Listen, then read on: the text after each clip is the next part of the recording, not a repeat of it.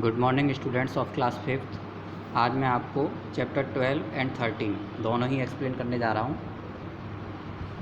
Chapter 12 है noun pronoun agreement. The pronoun must agree with the noun in number and gender are called noun pronoun agreement. जब pronoun noun के साथ number और gender के लिए agree हो जाता है तो हम नाउन प्रोनाउन एग्रीमेंट कहते हैं।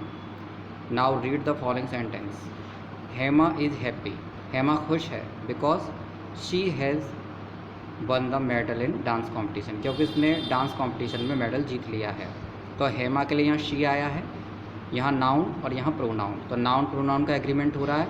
हेमा के लिए स्त्रीलिंग है हेमा, इसलिए सी आया है यहाँ पर। Geeta and Meetu get ready because they want to go to market. Geeta and Meetu, Geeta और मीतू तैयार हो रहे हैं because they want to go to market, क्योंकि वे मार्केट जाना चाहते हैं। तो दे आया है गीता एंड मीतू के लिए। तो यहाँ पर इसके लिए इसका प्रोनाउन का यूज़ हुआ है जो इसको में इसके साथ एग्री है। I did not by the book, मैंने पुस्तक नहीं खरीदी बिकॉज इट इज़ कॉस्टली, क्योंकि ये महंगी है। तो बुक के लिए यहाँ पर इट आया हुआ है, इस बुक के लिए यहाँ पर इट आया हुआ है। गीता एंड मीतू के लिए यहाँ पर दे आया हुआ है और हेमा के लिए यहाँ पर शी आया हुआ है। अब इसकी एक्सरसाइज देखते हैं। Exercise A,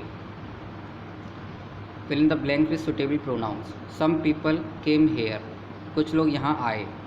they wanted to meet with the film stars, वे फिल्म स्टार्स से मिलना चाहते थे। तो दे आ रहा है यहाँ पर सम पीपल के लिए।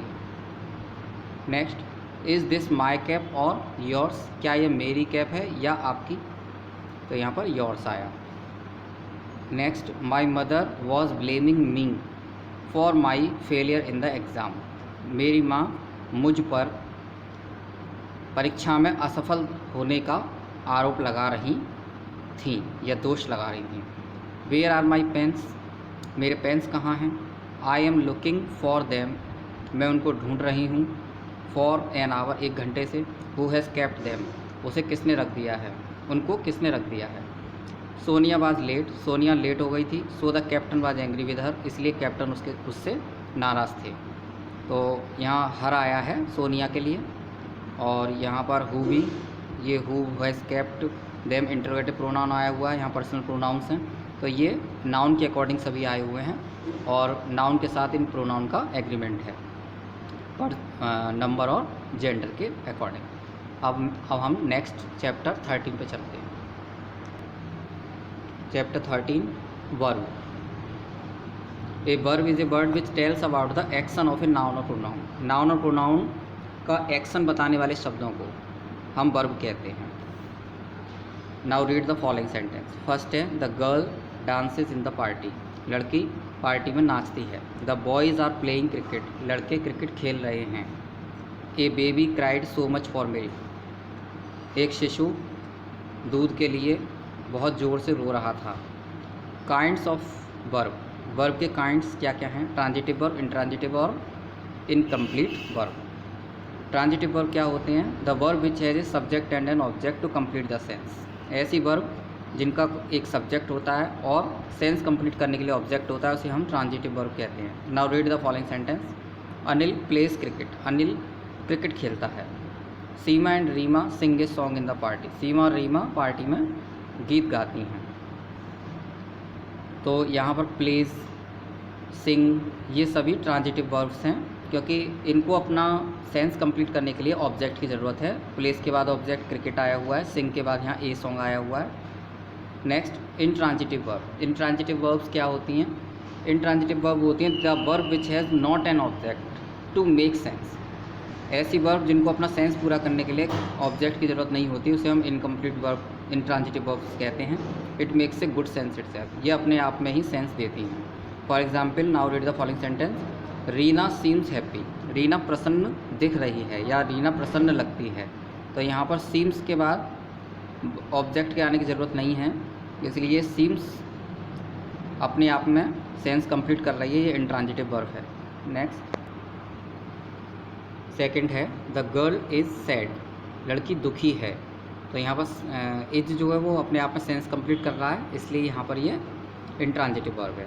Next, incomplete verb, the verb which has incomplete sense because of लैकनेस of object और पोजीशन।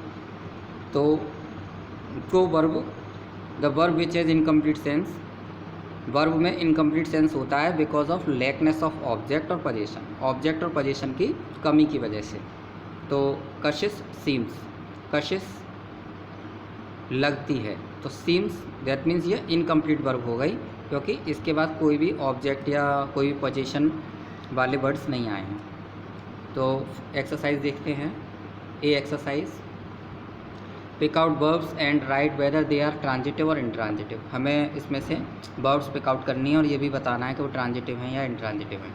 फर्स्ट है the mother is making A T, माता जी चाय बना रही हैं। तो क्या बना रही हैं?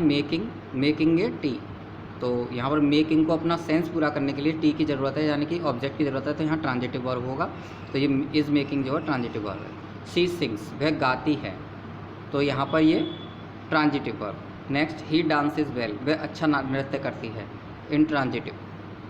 रोजेस ग्रो, गुलाब खिलते हैं, तो यहाँ पर intransitive. The farmer ploughs the field, किसान खेत जोतता है, ट्रांजिटिव, क्योंकि क्या जोतता है? खेत जोतता है। तो यहाँ पर जोतना, इसको पूरा समझने के लिए द फील्ड का होना आवश्यक है, यानी कि उसके ऑब्जेक्ट का होना ज़रूरी है, इसलिए यहाँ पर प्लूज एक ट्रांजिटिव वर्ब है। द बॉयज़ फ्लाई, लड़के उड़ते हैं, ये अपने आप में सेंस पूरा कर रहा है, इसलिए इंट्रांजिटिव है। द टीचर टीचेज अस, अध्यापक हमें पढ़ाते हैं, तो ये ट्रांजिटिव हो गई, क्योंकि किसे पढ़ाते हैं? हमें, तो यहाँ ऑब्जेक्ट अस आया हुआ है। द पेरेंट्स लुक आफ्टर, माता पिता देखभाल करते हैं, तो इंट्रांजिटिव हो गया। माई फ्रेंड केम, मेरा मित्र आया, ये सेंस पूरा कर रहा है, इंट्रांजिटिव हो गया। दे गो टू दिल्ली टुडे, वे आज दिल्ली जाते हैं, तो ये इंट्रांजिटिव हो गया, क्योंकि गो अपने आप में सेंस कंप्लीट कर रहा है। Make sentences using given verbs, इन दी गई वर्ब्स से हमको सेंस कंप्लीट करना है, सेंटेंस कंप्लीट करने हैं, सेंटेंस बनाने हैं। The sentences should be transitive, sentences जो होने चाहिए वो ट्रांजिटिव होने चाहिए। देखिए, सिंग, दे सिंग ए सॉन्ग, वे एक गीत गाते हैं, तो यहाँ सिंग के बाद हमने ए सॉन्ग भी लगाया है, दैट मीन्स ये ट्रांजिटिव वर्ब के रूप में हमने यहाँ इस्तेमाल किया है। Write, we write a letter, हम एक पत्र लिखते हैं। Learn, the children learn a poem, बच्चे एक कविता याद करते हैं। Wash, washerman wash our cloth, धोबी हमारे कपड़े धोते हैं। ईट, यू ईट ए मैंगो, तुम एक आम खाते हो। तो यहाँ सभी में हमने ये ट्रांजिटिव वर्ब्स के रूप में यूज़ किए हैं, और इनके साथ इनका ऑब्जेक्ट भी हमने इसमें लिखा है सब में। तो ये इसी के साथ ये एक्सरसाइज फिनिश होती है, और ये दोनों चैप्टर भी फिनिश होते हैं। Thank you very much.